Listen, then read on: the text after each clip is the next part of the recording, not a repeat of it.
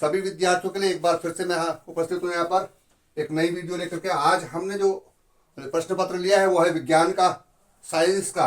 तो जी हाँ, ये प्रश्न पत्र जो हमने आज लिया है, इस प्रश्न पत्र में जो हमने यहाँ प्रश्न दिए हैं वो 10th और 12th दोनों क्लास के लिए होता है। तो आप देखिए ध्यान से, हमने आज का जो प्रश्न लिया है वो है ऑक्सीकरण क्रिया और अपचयन क्रिया। इसमें हमने दूसरा लिया है ऊष्माक्षेपी और अभिक्रियाएं, और दूसरा लिया है ऊष्माशोषी अभिक्रियाएं, और एक हमने लिया है बार रेडॉक्स क्रिया।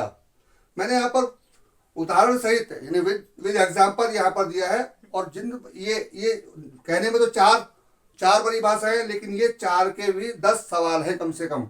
ऐसे प्रश्न हमेशा आते हैं। जिन बच्चों को गैस याद नहीं होती उनके लिए मैं आपको बताता हूँ, बड़ा इजी तरीका है जो आप यहाँ पर देख रहे हैं। सबसे पहली बात है, ऑक्सीकरण अपचयन क्रिया का प्रमुख उदाहरण आपको पूछ सकते हैं, और वो क्या है? हाइड्रोजन एवं ऑक्सीजन के सहयोग से जल का बनना। तो जल का बनना यहाँ में 2H2 प्लस O2 2H2O।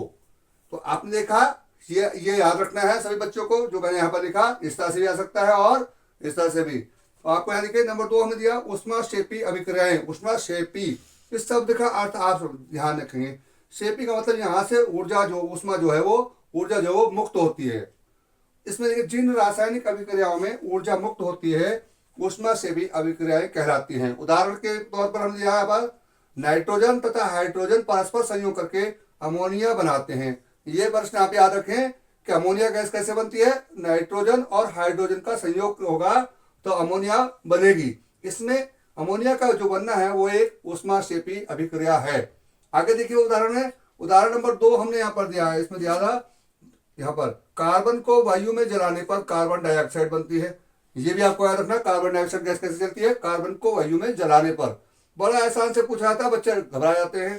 तो घबराने की आवश्यकता नहीं, डरने की आवश्यकता नहीं। यहाँ पर C प्लस O2 CO2, और यहाँ पर किलो कैलोरी जूल ऊर्जा में आती है। ऊर्जा हमेशा किलो कैलोरी में और या जूल में मापी जाती है। N2 नाइट्रोजन और हाइड्रोजन को मिलकर के अमोनिया यहाँ पर जो है वो है मुक्त होती है। तीसरा हमारा प्रश्न है ऊष्माशोषी अभिक्रियाएं किसे कहते हैं? जिन रासायनिक अभिक्रियाओं के संपन्न होने में ऊर्जा अवशोषित होती है ऊष्माशोषी अभिक्रियाएं कहलाती हैं। आप ध्यान से देखेंगे तो हमारा उदाहरण यानी एग्जाम्पल, नाइट्रोजन और ऑक्सीजन के मिश्रण को जब अत्यधिक उच्च ताप पर लगभग जो है 3000 डिग्री सेल्सियस के लगभग गर्म किया जाता है तो नाइट्रिक ऑक्साइड बनता है, ऊर्जा अवशोषित होती है। उदाहरण के तौर पर आप देखिए, नाइट्रोजन यानी N2 प्लस O2 और प्लस 180 किलो कैलोरी जूल जो हमने यहाँ पर दिया है, तो इसका बनेगा 2NO यानी नाइट्रिक ऑक्साइड। यहाँ पर हमने बताया नाइट्रोजन और ऑक्सीजन के मिश्रण को जब अत्यधिक ताप पर गर्म किया जाता है तो नाइट्रिक ऑक्साइड बनता है। चौथा हमारा उदाहरण है रेडॉक्स क्रिया। जी हाँ, रेडॉक्स क्रिया देखिए, यहाँ रासायनिक क्रियाओं का एक बहुत बड़ा समूह ऑक्सीकरण अपचयन वर्ग में आता है, रेडॉक्स क्रिया कहलाती हैं। जिन अभिक्रियाओं में एक परमाणु से किसी दूसरे परमाणु में इलेक्ट्रॉन का स्थानांतरण होता है ऑक्सीकरण अपचयन क्रिया कहलाती है। तो हमने यहाँ पर आज जो आपको साइंस का एक नॉलेज दी है, ये प्रश्न वो प्रश्न है, इसमें हमने 4 के 8 दिए जो विद उदाहरण विद एग्जाम्पल दिया है। इसमें से प्रश्न अवश्य आएगा ऊष्माशोषी और ऊष्माक्षेपी।